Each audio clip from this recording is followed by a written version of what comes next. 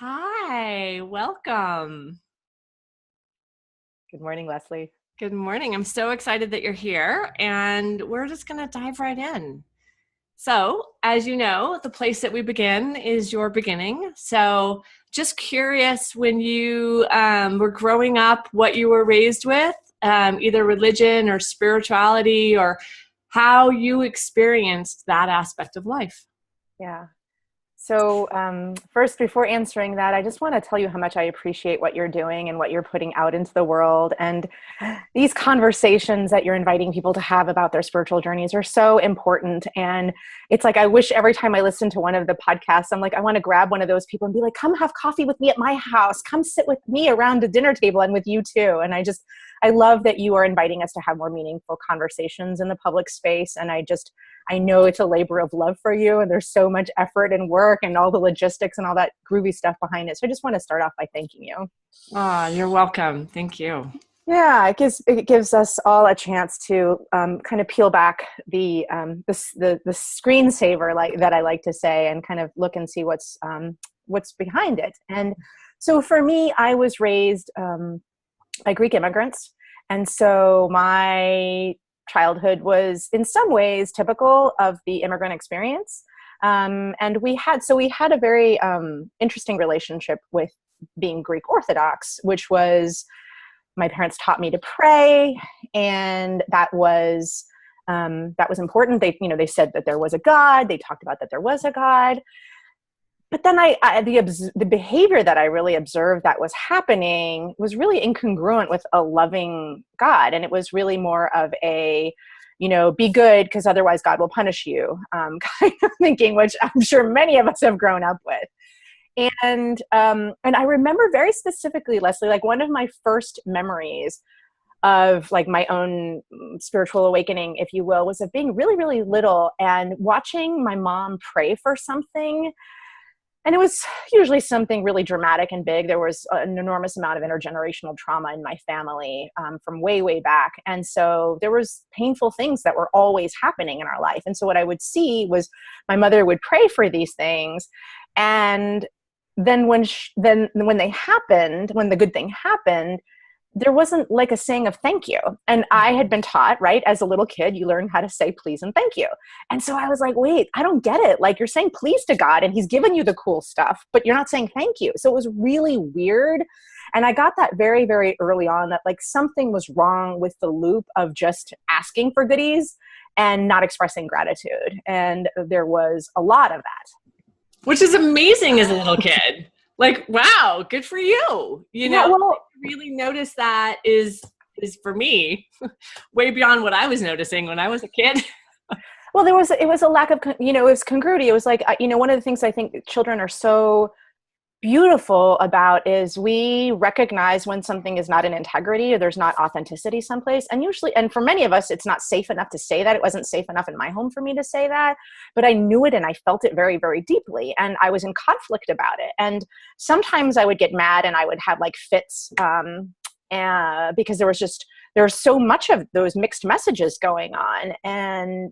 But what was interesting was, and so those were those first kind of intuitions of, there is a loving order to the thing. There is something more than what I can see, with my eyes and hear with my ears. And then as I was getting older, though, there was conflict was developing with our relationship with the Greek Orthodox Church and with the social aspect of it. And so what I saw was that my parents came to this country as immigrants. They were very poor and both had very traumatic childhoods, backgrounds. My mother had been given up when she was just a couple of weeks old and then taken back later and then given up again. And my father was 3 years old when there was a massive earthquake that destroyed the island that he lived on. And he was the seventh of 7 children on this island. And so he had this massive trauma in his life. So there was a lot of trauma in our home. And when we looked to the church for succor, that didn't happen either. And mostly what was happening that I was aware of as I was going into, say, my teenage years was that what they were talking about were the judgments at the church, like who was wearing what clothes, who was wearing what shoes, how much money Joey's restaurant is making and not Dimitri's restaurant, and there was a lot of shame and judgment there. And so so that I was holding with the same experience though of being, going to Easter, for example, and having this really rapturous experience of connection. And those very few moments in my life where I can still feel it in my body, that visceral embodied experience that we're all one. And then it would disappear and it would go away. And I can still feel like I'm still getting the chills as I'm talking about it in this moment. And what was really beautiful was, to kind of loop back. Last year, I'd been listening to the podcast On Being for many, many years with Krista Tippett. And it's one of the most amazing podcasts. And I had an opportunity to write my story on the blog there about my relationship with the Greek Orthodox Church. And it was really healing for me because from that moment, I felt as a teenager, it was like, I knew what I was feeling was real, but the people and the social constructs around it just didn't resonate. And there was not, that didn't feel loving. That was like not the presence of a loving creator. That was like, look at Jenny's shoes and, oh my God, hasn't Sophia gained weight, and that kind of stuff, which just kind of turned me off. Yeah. I really appreciate, like, one, I want to tell you that I want to hold that my son has wisdom.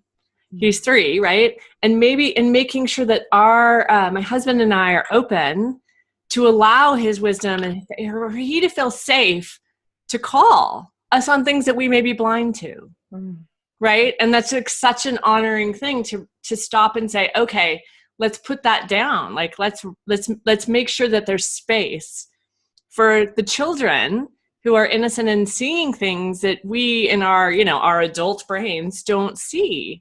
And so thank you for that. I really want to make a point of that. Right? It's so beautiful. Yeah. Yeah. And I one of the things that I hear over and over again in this podcast and in general is, the shadow side of religion, right? And this difference between of spirituality and religion. And sometimes they meet up and sometimes they don't. And like all shadow work, you have to acknowledge it. You have to like see it and say something about it because even, every single religion, every single philosophy has this shadow, right? And so how do you find your path and still live within the shadow? Not that a teenager should do it like, right? You might not have the skill set at that place, but that's, I think, the problem with a lot of religions today. Yeah.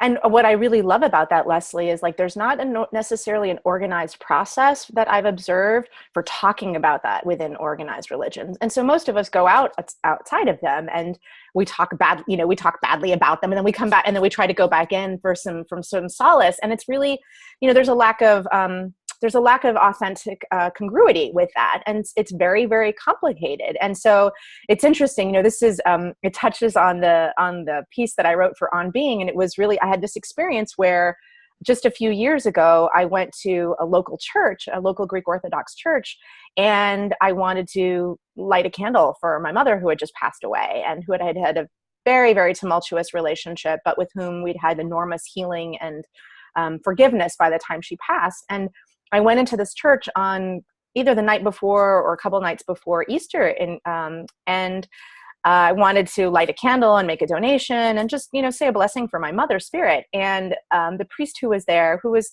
albeit this is the busiest time of the year, and I have tons of compassion for that real job, but basically he said to me, "Leave your money on the table. I'll take care of it." And it was like, what? It was like, wow, I'm heartbroken. My mother has just died a few months ago. I'm coming to my people, where, in a far away land, these Greeks of the diaspora, we try to kind of huddle together. And this is the welcome that I got. And it was really an opportunity to kind of look in and see, wow, he's human just like me. He's human just like me. And this institution is made up of flawed humans just like me. And so it was really an opportunity for me to have greater compassion for him and compassion for myself and everybody else who has been refused refuge in a place of worship, whether you're gay, whether you're the wrong color, whether you don't have enough money, whatever reasons why people are refused solace, it still happens today regularly and systematically all over the world. And I just felt this enormous outpouring of compassion for everybody who's ever gone through that experience of turning to somebody or an institution that's supposed to heal, my spirit and my heart, and being, turned away as if I hadn't made reservations at a 4-star Michelin restaurant. It was that kind of experience. And it brought up those childhood feelings of being back in the church and being too poor, or not having good enough shoes, or, our restaurant wasn't like the other people's restaurant, or, or all of that shame and less than that I'd had experienced as a child really came up for me in this situation as an adult. And what's great as an adult, like you said, you have the tools to bring it into the light of awareness. My Buddhist practice really helped me with that, and to talk about it and to share about it and to go public with it rather than letting it eat at my spirit, which is what most people do. I've observed. And a lot of times we don't feel safe enough. And I'm the first person in my lineage who's had an opportunity to speak the truth. That's a pretty big thing, right? Right? When holding that, like, that's a sacred duty. And so I felt a lot of responsibility to speak up about this, to own my own voice, but also everybody in my lineage who had never had a chance to say something to the priest who was unkind, or who touched them inappropriately, right? Or to all these kinds of things that we've been exploited, many of us have, and didn't have a chance to talk about it. I got a chance to talk about it, and that was beautiful. So your microphone is muted. Oh, sorry. It's okay. Just the generational healing that occurs, right? And there's so many times in which I think that my life is this isolation. And yet when I look back, I went to grad school for psychology, and my mom flippantly says, "Oh yeah, your grandmother wanted to do that." And I was like, "Wait, what?" And there's a piece of me that was like, "Oh, I'm only doing this because it's been this like passed down thing," right? But it's also just this energy of a woman who left her house at 18 and married a 30-year-old man who cheated on her. There was never any idea that she could go to school, do all of these things. This woman didn't have that. And that I get to. And the healing that happened, that there's an opportunity for healing. And you're taking that opportunity. And it's hard. It's work. Yeah. Right? It's work. You showed up, you wrote a paper, you said, you didn't just stop at that interaction of ow. You said, okay, ow, and how do I attend to this? Yeah. Yeah. Which is, I want to honor that work. Thank you. It's, what's beautiful about what you're saying is that this, I see this whole opportunity to have these conversations as part of that healing for everyone. We don't, a lot of times it can be, new age spirituality or any spirituality, which isn't identified with the Abrahamic religions, is pretty much considered new age spirituality, which is kind of silly, but it is. A lot of times one of the great criticisms is that it can be, it can seem to others to be an exercise in navel gazing, and can be quite self-absorbed and not looking at the impact in society and across the oceans and through time and through space and time. And so I love what the Course in Miracles says, and about there is no spot where God is not. And so by having these opportunities to bring in spirituality to the past through speaking it in the present, we get to manifest that, we get to manifest that. And who knows, we light the path just a tiny bit more for somebody else and give a tiny bit more courage for somebody else. And does it get any better as a human being? I don't know if it does, but maybe not for me. You're here. Me too. So, okay. So you questioned it as a teenager. You finally said, okay, no, which is kind of the job of a teenager. Right. And then kind of how did you what happened next?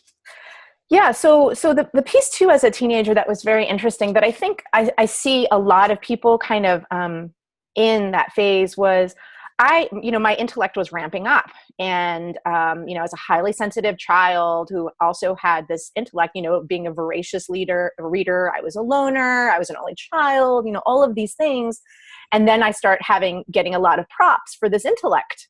And so what do? You kind of start becoming more and more buying into the intellect and the power of the intellect more and more. And so as a teenager, that's all I did, which was really focusing on getting out of my family of origin, getting out of the house because it was so painful, and finding the way out, which was, going to college. And it was really an incredible experience of really relying enormously on the intellect. As I look at it back now, I know that was a gift as well. That was given to me so that I could get out of those circumstances. But I became very closed and turned off to spirituality and religion and anything that I couldn't see. I became very cynical.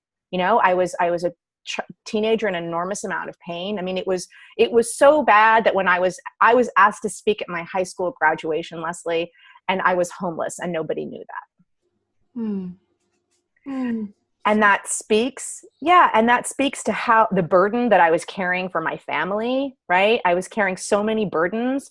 And this is kind of one of those most prototypical moments of really being something on the outside and on the inside, sitting with enormous pain all alone because nobody else could hear it, because I couldn't trust that anybody could hear it. And so as a teenager, I was like, if I'm to get out of this, it's up to me. You can't count on anybody. And I managed to get myself into Georgetown, and then I got a graduate degree at Johns Hopkins with scholarships and student loans, and and whatever support that my family could offer me, which they did what they could. So it was I'm going to turn away from this spirit that in my heart I know is true, and I'm going to play the game, because that's how people succeed. They play the game. And I got that message at a young age. And so I did that for a long time. Well, and it served you, right? You needed to. It's this idea of like the hierarchy of needs. Like if you're homeless, it's really hard to do anything else, and I just want to hold your little 18-year-old self. Yeah. Right. And you look back and the 18-year-old 17 is so young. And just, you worked hard. You worked so hard. And this is what's beautiful is those gifts, those gifts are shared with us. Right. And so it's like now looking back, I see, we always have everything we need, not necessarily what we want. We always have everything we need. And that was what I needed to get to the next place. And the next place was wonderful. I ended up at a Jesuit university. And that was the first time that I was going to study international relations, and I wanted to be involved in international politics, and I wanted to change the world. And I thought that the way to do it was to change laws, of course, that's what you think when you're 18. Yeah, exactly. And laws are important, don't get me wrong. But that was really what the motivation was, to help, make the world a better place and change the laws and change how this mad little orb we have gets run. And so when I was studying international relations and politics at Georgetown, there was a really strong emphasis on service and the Jesuit background. And it's so ironic now, Leslie, but I have to tell you that when I was planning to go to college, I had all these schools that I was interested in, and that was my top pick. I wanted to be in Washington. I wanted to be where the action was. And the one thing I didn't like about Georgetown was that it was a Jesuit school. And I was terrified that they were going to shove religion down my throat. And it was exactly the opposite. It gave me a love for an even deeper love of philosophy, and of really getting in touch with my Greek roots of being a philosopher. And so today I often tell people I'm a philosopher because I love wisdom. Like, why is a philosopher a term that we only attribute to white guys from 3,000 years ago, right? Like, that's crazy.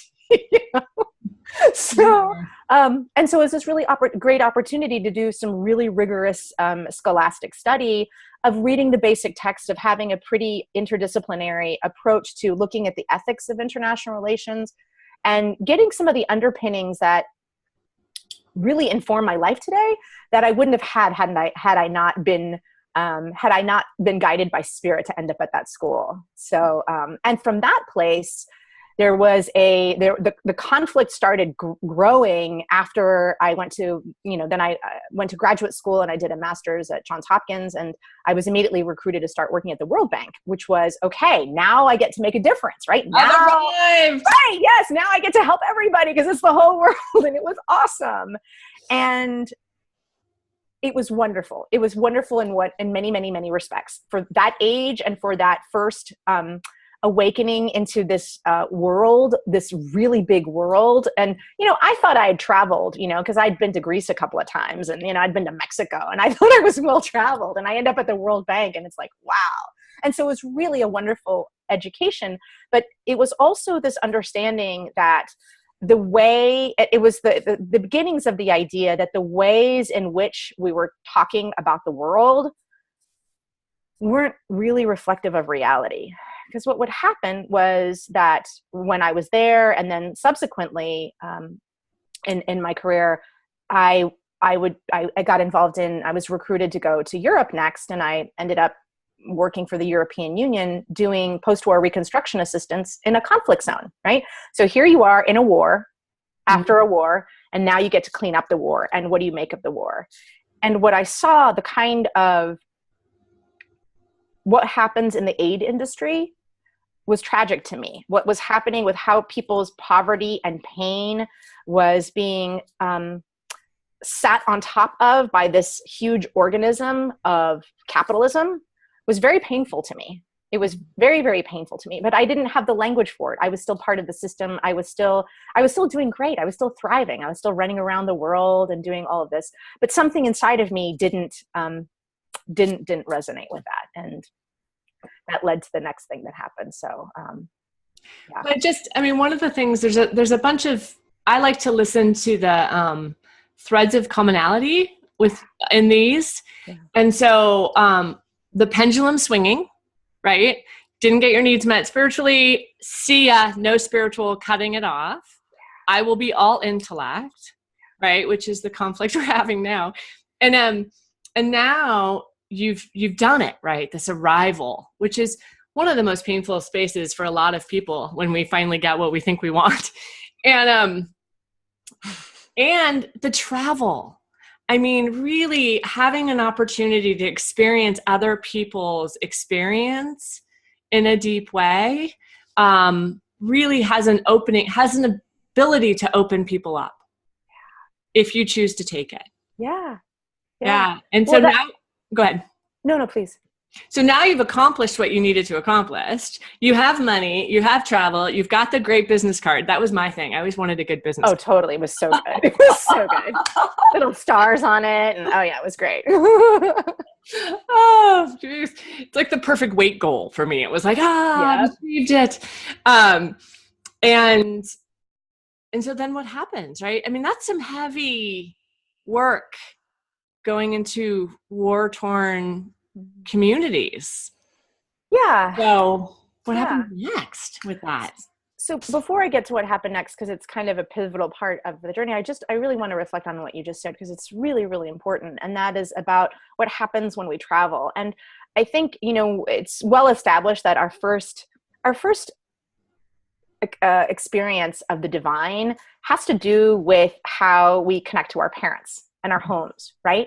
And so if you are in this isolated little home and you're seeing, behavior which is unpredictable, chaotic, violent, fearful, you develop this notion that the universe is hostile. Einstein said the most important decision you'll ever make is, to decide if it's a hostile or benign universe. And that when you've had those type of formative experiences, it's very easy to extrapolate that the rest of the world is like that. And so what was great about travel, and what I've always loved about travel and being in other people's lives, is, wait a minute, like that was just one perspective. Like that was just one teeny tiny perspective of the world.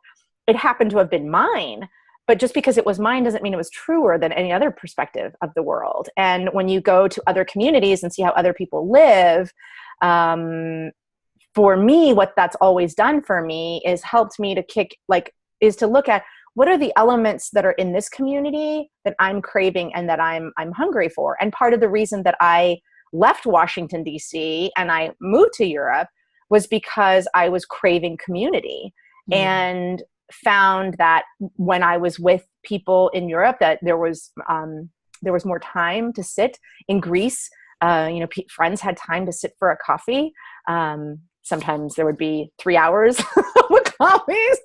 We might exaggerate it a little bit, but there was time for community and relationships and friendships.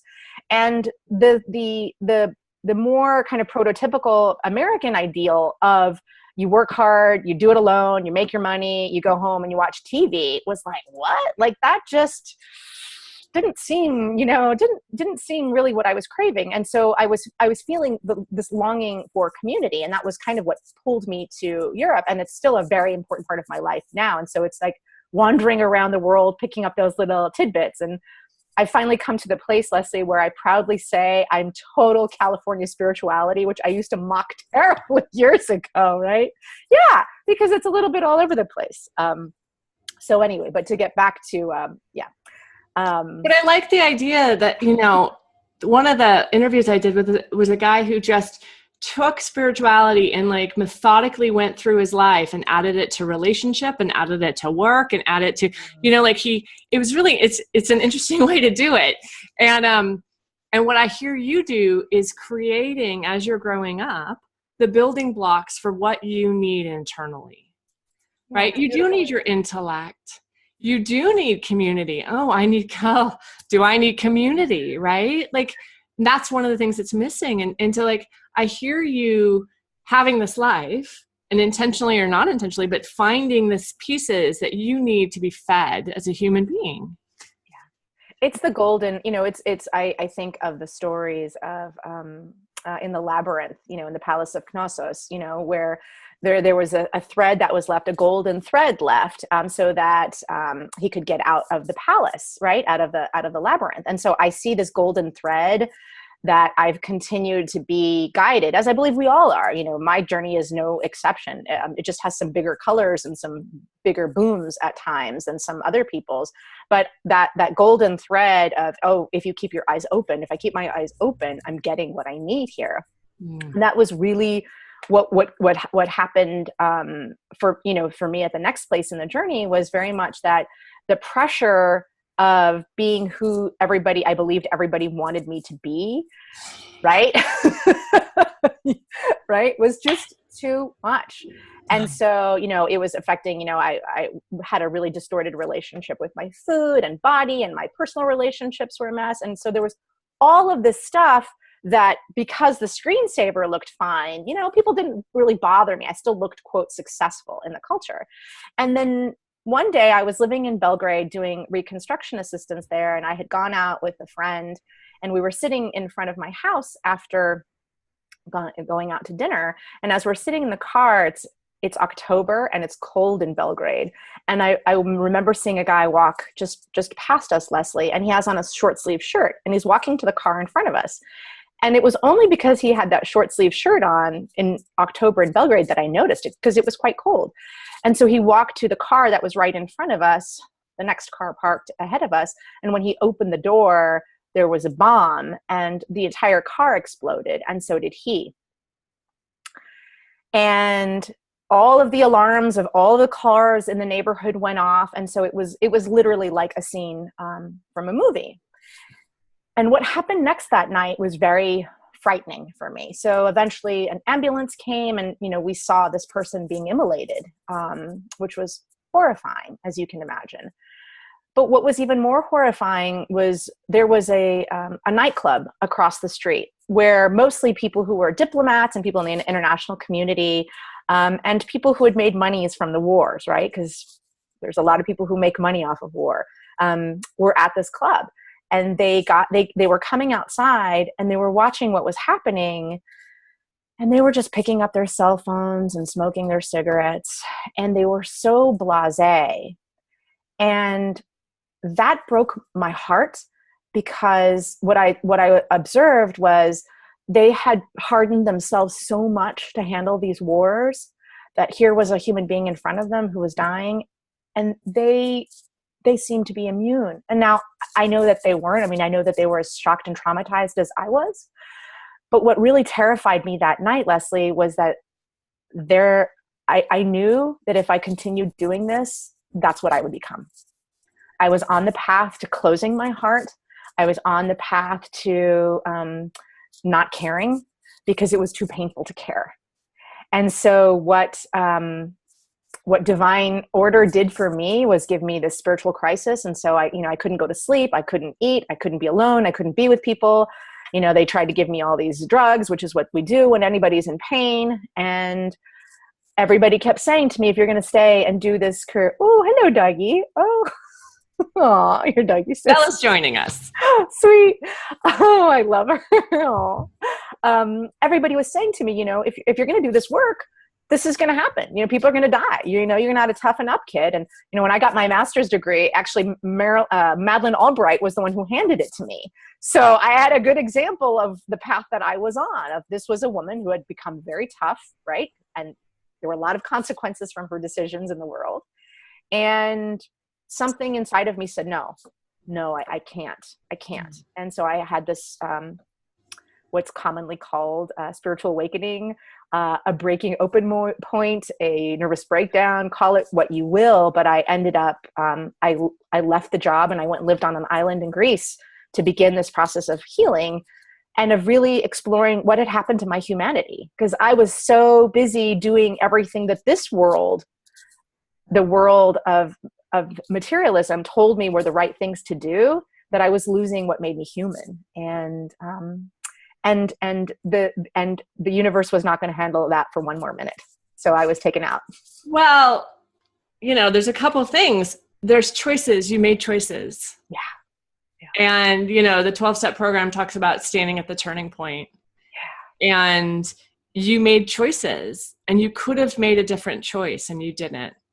And I don't need to judge other people's choices, but I also know that, sitting in the fire, I have had those times, right? I had a job opportunity for IBM corporate, and I just knew that it was being integrated into the Borg, right? Like my life was going to be gone. I was going to be in upstate New York, and there was no vacation. There was only the phone and that work. And that it had appeal, right? Like, talk about a business card. But it was a choice. And my father was passing away at the same time. So which do you want to choose, right? This limited amount of time with your father, or this thing? And then the disintegration of sitting in that and choosing that. It's enormously hard work. Yeah. And breakdown is absolutely how I would describe it. Yeah. And we're, living in the world and fighting your way back spiritually and emotionally and mentally. And financially. Yeah. Yeah. You're here. Yeah. And the world doesn't hold that space very well. Yeah. Right. Yeah. That's like, what are you doing? Come on, let's go. Yeah. And I gotta tell you, from this perspective on the other side, it is the phoenix being reborn. Yeah. And it is, and it's not a fun process, right? Like having all of your pieces be reoriented, but thank God I did it. Yeah. I am more secure, more me. I guess that is the biggest point. I'm more me because I showed up to that spiritual crisis. Yeah. Yeah, totally. Right? I mean, would you say that to be true for you? Absolutely. Absolutely. I mean, I think that the experience for me was so much of, it was only safe for me to inhabit my head. Right? I could be up in my head, and that was safe, right? Because that's what the world told me to do, and I could do that. I could follow instructions. I was a good student. Give me the books, and I'll study it, and I'll regurgitate it. You got a lot of bonuses. You got right? money. Yeah, you get lots of perks for that. Yeah. But to move down here to the throat, to the body, to the chest, to the belly, and to fully inhabit the full humanity, it's really a life's work. And so it's really interesting to observe, I was having all kinds of health issues. And I'm so grateful that when I ended up leaving the job and going to live on the island, I had so many health issues that were manifesting. And that was my body screaming and yelling, saying, this will not stand. Like, if you don't listen, we're going to take you out because you're We've been talking. We've been talking. You haven't been listening. So we're going to take you out.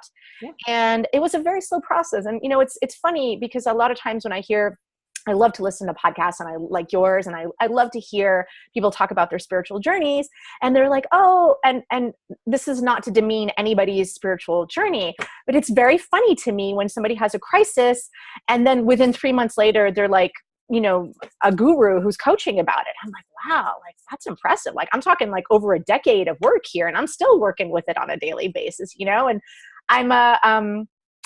and so I say that because it means continuing to have a humility. And what that moment did for me was show me how far off I was.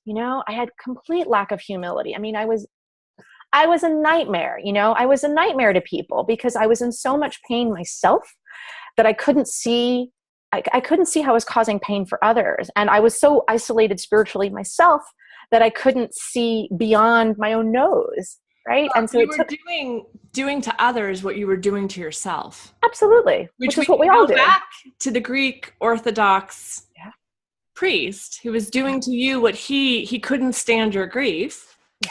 And so he was doing his job, right? Yeah. And I was just on the phone with one of my favorite people of all time, and she's having a bit of a hard time, and she just asked me in all earnestness, do you think Oprah cries on the floor? Oprah just did this big thing on the Golden Globes, and it was super inspiring and totally beautiful. And with all of my being, yes, absolutely, she does. Absolutely. I'm getting the chills just hearing you say that. Yeah. And yes, right. Yeah. And that what I hear you saying is that's what you did, because that's what I did. Yeah. I was on the floor weeping. Mm-hmm. Being like, this dog who you just saw was the only reason I was getting out of bed. Yeah. And being like, how do I parlay that into a life? Right. And God and I would have these conversations where I'd be like, you take Stella and we're through. Like, just to be clear. Right. Right. And in that process of being reborn. So I really honor the fact that you did the spiritual journey, and the spiritual journey is messy. Totally. It's not, it doesn't look like this. This is me at the other side of it. Mm-hmm. And I still have work and growth. And that means sobbing and fear and doubt and showing up anyway. Yeah. Yeah. And so thank you. Yeah. It's so, I love what you're saying, because one of the things that's so funny is I love having the opportunity to do things face to face in person with people. And doing them on video is great too, because we have opportunities like this one. It's very interesting though. What I teach classes here in Palm Springs as well now. And it's like, that opportunity to share with them what's really happening. So here, I'm going to share with all this stuff with you that I have picked up on the journey. And here's the reality. I just had a whole big, fit with my honey yesterday because he's doing something I don't like. Right. And those are the teachers that I've always connected with. And so it's funny, when I first started teaching Buddhism, I was asked by my teacher to start teaching, and I was like, I'm not ready for this. Like, I'm not interested in this. I just wanted to heal my spirit. Like, I don't want to teach. Like, that's, crazy. But I said yes. And I remember there was a guy who came to my class who was a monk who had been for several years in Nepal. And he shows up at my class, and I'm thinking, oh, really? Like, why are you putting me in front of him? Like, why? Like, I will teach anybody, but please not him. So he's just a huge, lovely, lovely human being. And he's sitting in the front row of the class. And afterwards he comes up to me, Leslie, and it was one of the greatest gifts of my life. He said, Felina, thank you so much for that teaching. You're such a wonderful teacher because you're authentic. And it broke my heart because what had been the thing that I was most ashamed of, my emotions, my bigness, my Greekness, my tears, my laughter. Here was somebody saying that this was what now made me a good teacher. And it was such a generous gift to be given by somebody who I admired enormously. He was, really, really deeply humble human being. And so that's become really one of the kind of tells, which is, it's not necessarily about what I think it's supposed to look like. Like, maybe I'm supposed to show up and I'm supposed to, throw my notes away, or, a client's supposed to come with me to something. And, I just had a client the other day who I do mindfulness coaching with, and we got on the call and she's like, hey, how's it going? I'm like, you know what? I'm not really shiny today.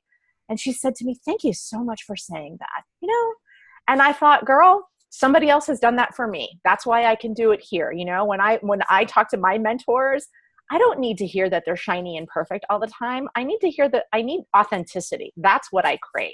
And I believe in this crisis of, in this culture of social media and of tweets, right? Let's not even go to the tweets. I can't even go there. But in this culture of sound bites, we don't get the sound bites of authenticity. And it's very much what we all hunger for. And it's very hard to learn how to do skillfully and not share your daily dramas with people, but also not pretend that your screensavers, you've got it all figured out now. Now you've got the, nice website and the shiny hair and you've got it all figured out. Because that doesn't resonate as true, Because it isn't true. Because it isn't true. I need to grab the power course, but hold on. So much I want to say. This might be like a 5-hour podcast. But I cry a lot, and it's how I move it's how I move energy, and I cry all the time. And I finally have gotten to this place of allowing that to be okay. And having that be this, like, we have these emotions you're not allowed to have. And then there's other, and it's like, no, what if this is just, it's fine. And the authenticity piece, I need my teachers to have skin in the game. I need to know that you understand where I am and you have found a way through it. Yeah. Because if you popped out all shiny and perfect, I'm not interested. Yeah. Like, I don't even, because that's not my path. So, and I frankly don't know a lot of people who have that path, Leslie. I mean, maybe they're out there, but I haven't seen them yet. Maybe they're out there, and I hold space for the possibility of that, right? But it's, and one of the things I think it's really interesting at this time particularly, we're two women having this conversation about spirituality. And what's what I've noticed is that in the conversation about spirituality, what wants to get left out so often is the body and the emotions and the feminine. Right. And so this is what the spiritual bypass is. So, people like, Ram Dass, for example, this great spiritual teacher who used all kinds of psychedelics to have these incredible mountaintop experiences. And his guru would tell him, okay, you might have gone to, the mountaintop, but now you're going to have to learn how to walk up there one step at a time.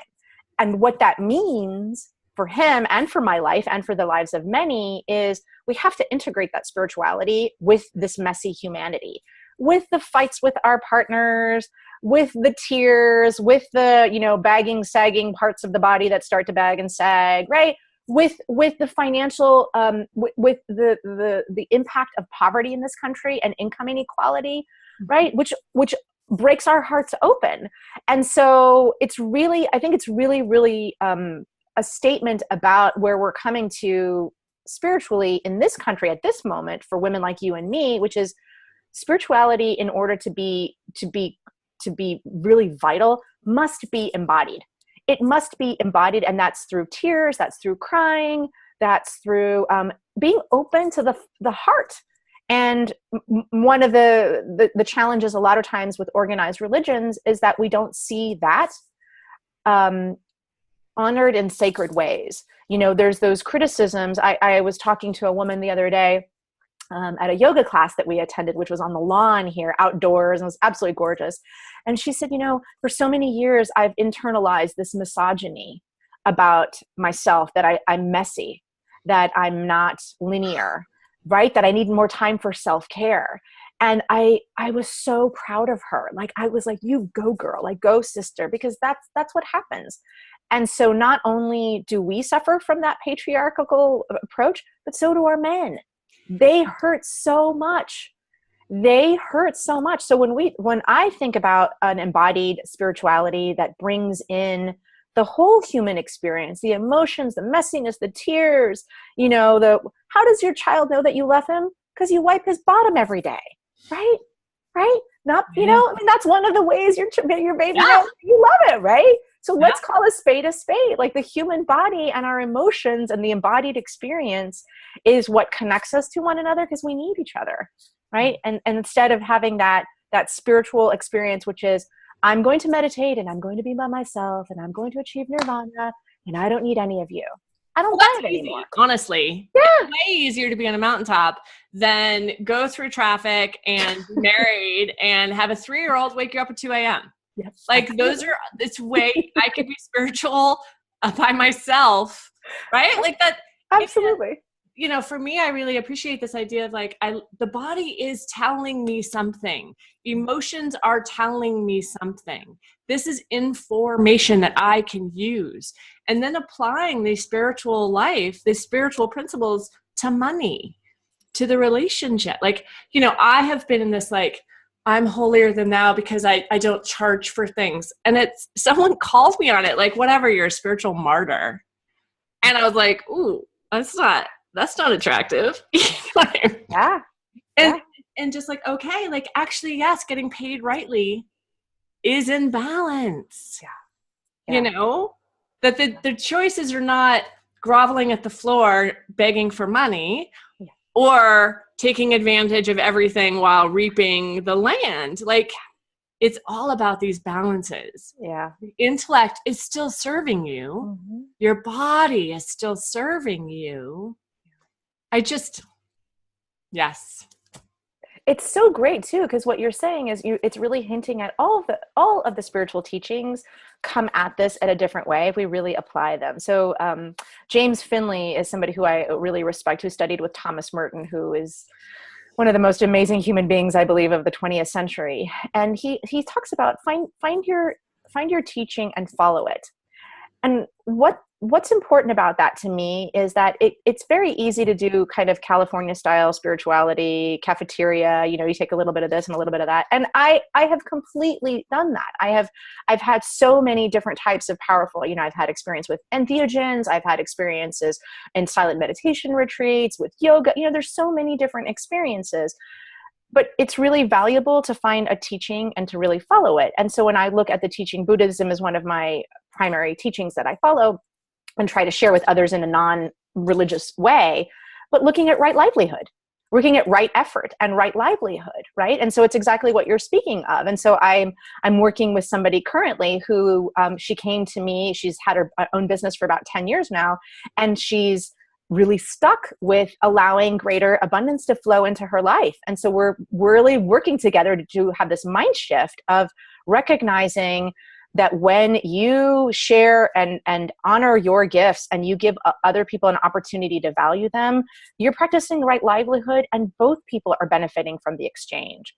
Because there's that energetic exchange, what's equal. And this is totally a work in progress for me. And it's completely an area where, the messaging from the past is, was not really healthy, and I'm working with. And so every day it's an opportunity of recognizing, okay, how do I be and embody what I know to be true with universal spiritual principles, is, principles of honesty and integrity and compassion. And how do I also hold the knowing that I can give people the opportunity to create good karma for themselves. So one of the things that they'll say in Buddhist teachings is oftentimes that if you see somebody who's about to harm you or somebody else, you can actually help prevent that person from creating negative karma from themselves by removing yourself from the situation, right? And similarly, if you give somebody the opportunity as a solo practitioner, as a relationship coach, as a mindfulness coach, whatever, to honor the exchange that they're receiving, you give them the opportunity to create positive karma from themselves, which they wouldn't otherwise perhaps value, right? Mm-hmm. So totally. It's really about working. For me, it's really about this journey is a big work in progress. And what's fun about your podcast and what I love about what you're doing right now is, let's not just wait until we're all perfect and shiny and we've got the Instagram feed done right before we talk about these things. Like, the people that I admire the most are the ones who talk about the journey as it's happening in real time. That's what I'm interested in. And so if, to the extent that I can model that, doesn't get much better than that. Here. And I got to tell you, that is way harder than posting a pretty picture on Instagram. It is being open and authentic in everything that I do is one of the hardest things I've ever done. And so on that note, I want to say thank you, because you've done just that. right? You've been open and authentic with your spiritual path, the messy, the pretty, the wrong turns, the right turns, right? Like it's, I really appreciate you. The image that comes to mind is you throwing your robes open, right? Like you just saying like, this is who you really are. This is what happened today. And I want to say that in the liner notes, if you are calling, if someone is called to you, right? That's how I find my teachers, is I hear them and I'm like, wait a minute. And I start digging deeper over there. That, tell me a little bit about how people can find you. So something that I'm sharing with the world right now is something that I'm really proud of. I put together a little book called 45 Days of Mindfulness, and it's a little free ebook, and it's about starting to create a practice for yourself. So many people come to my classes who are like, oh, I'd love to meditate, but I can't meditate 20 minutes a day, or it's overcomplicated. And so this little book is really helpful for how to apply mindfulness to social media, to your eating, to food, to movement. So it's really giving us chances on a daily basis to practice. And that's on my website at felinadanalis.com. So that's a great place to find me. There's also some free audio meditations that I've recorded on there. And I can also be found on Facebook at Spiritual Fitness Coaching LLC, which is a lot of fun. Awesome. Well, thank you so much. All of those will be in the liner notes. I really appreciate your time and your energy today. So thank you for that. Thank you so much, Leslie. I really appreciate the wonderful work you're putting out into the world, and keep on. When it gets difficult with using the microphones and you're one more day at the computer, please know that those of us who are listening and watching really, really honor and value what you're doing, and really thank you for the opportunity to share. Thanks.